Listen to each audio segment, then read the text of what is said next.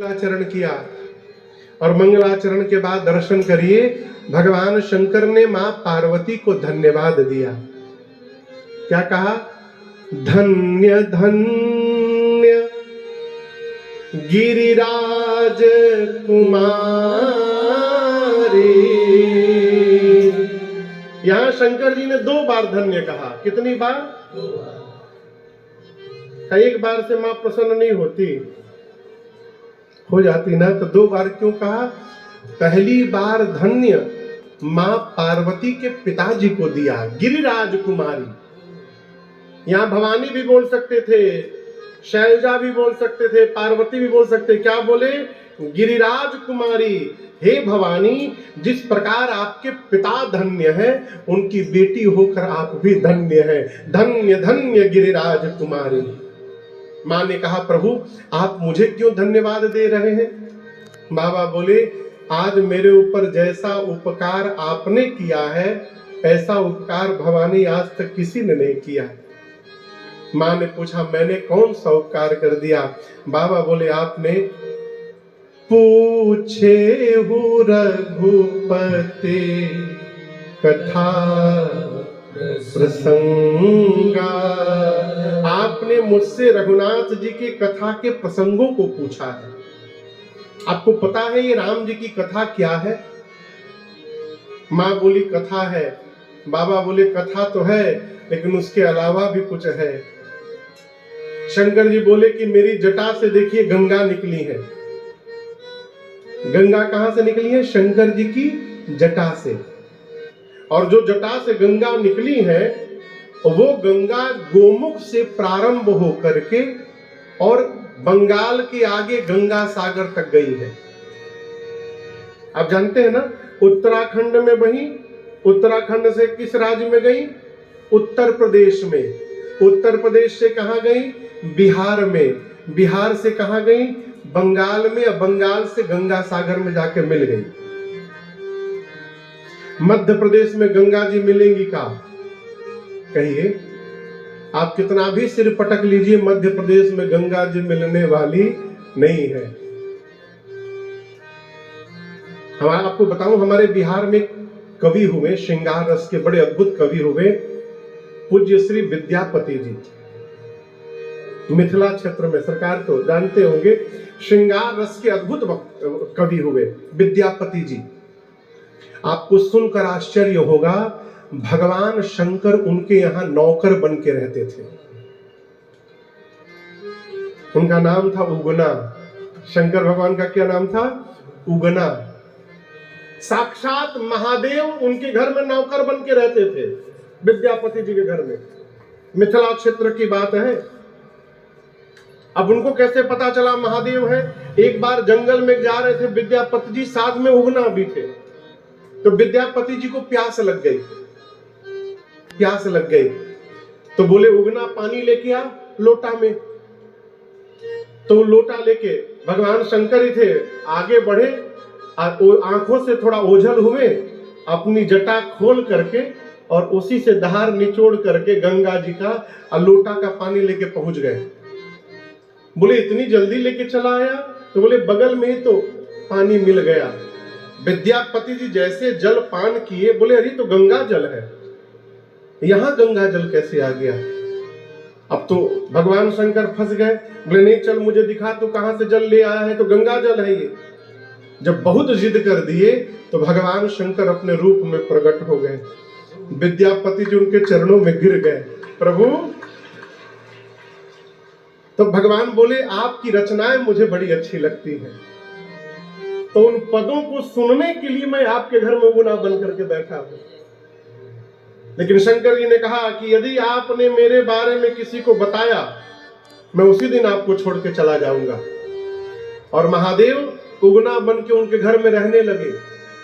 एक दिन उनके बच्चे ने कुछ गंदगी कर दी, तो विद्यापति जी की पत्नी ने, अब उनको क्या मालूम कि महादेव है, भगवान शंकर को बोली, उगना साफ कर उसको।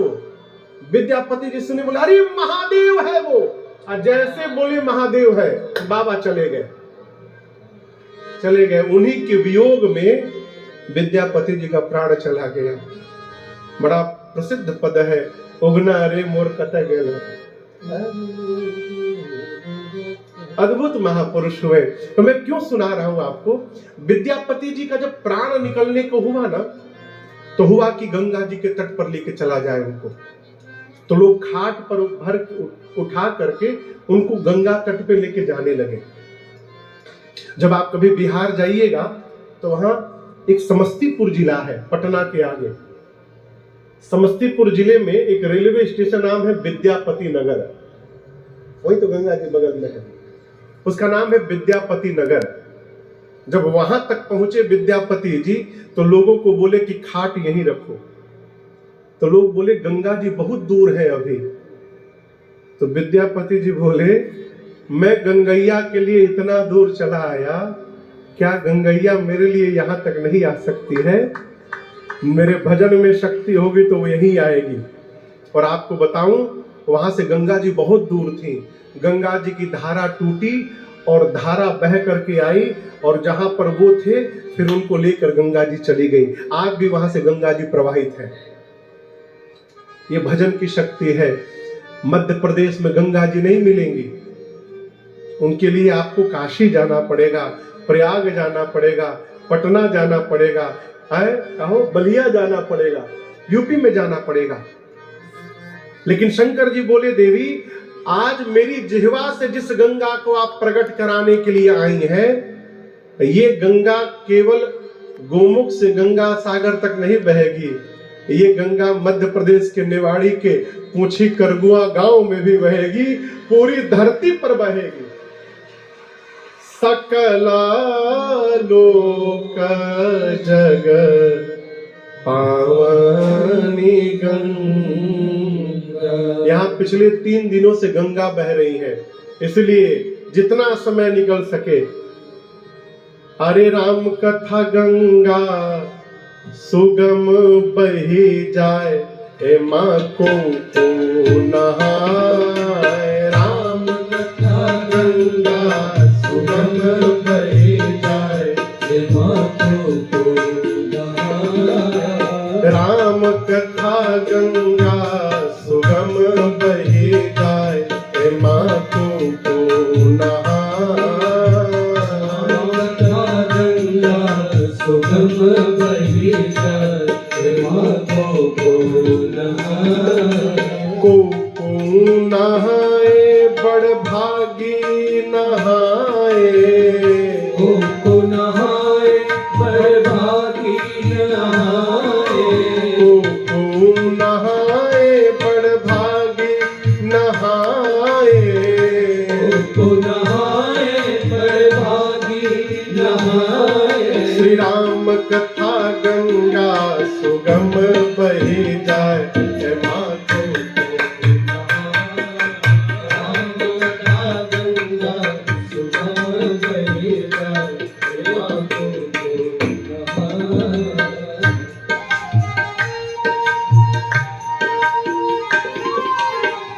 ब्रह्मा नहाए माँ विष्णु नहाए, ब्रह्मा नहाए माँ विष्णु नहाए। ब्रह्मा जी नहाए माँ विष्णु जी नहाए, ब्रह्मा जी नहाए माँ विष्णु जी नहाए।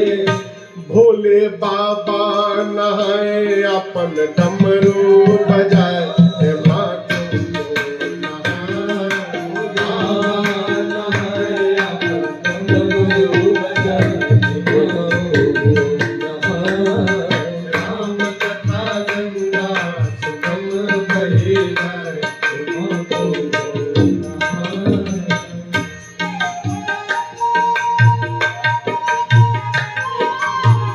ध्रुव जी नहाए, प्रहलाद जी नहाए, ध्रुव जी नहाए, प्रहलाद जी नहाए। ध्रुव जी नहाए, प्रहलाद जी नहाए, ध्रुव जी नहाए, प्रहलाद जी नहाए।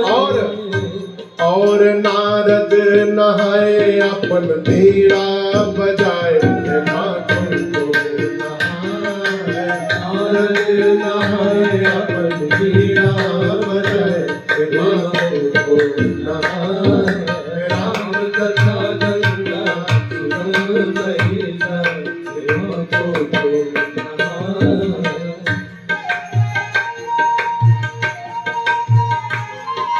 सुख जी नहाए सनकादिक नहाए, सुख जी नहाए सनकादिक नहाए, सुख जी नहाए और गरुण जी नहाए, सुख जी नहाए और गरुड़ जी नहाए, और भुसुंडी नहाए राम कथवा पढ़ाए, हे माँ को नहाए। सुंदी नहाए राम कथवा सुनाए, हे माँ को नहाए। राम कथा गंगा सुगम बही जाए, हे माँ को नहाए।